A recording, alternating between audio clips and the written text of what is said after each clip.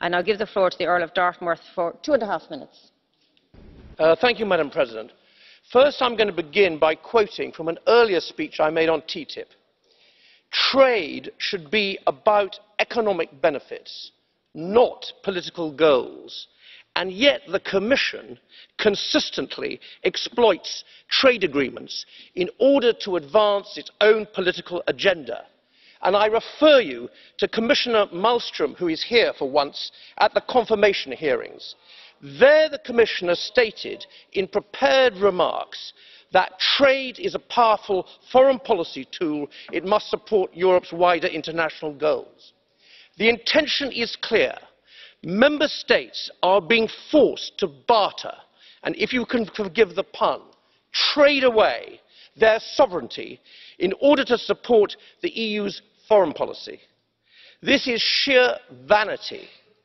The EU should not manipulate the trade of the Member States in order to promote the foreign policy pretensions of a wannabe European superstate. Thank you. Now to the detail, and this is a specific detail. In CETA, there is no clause, none, that confers freedom of movement on the citizens of Canada, nor freedom of movement into Canada for citizens of the EU member states.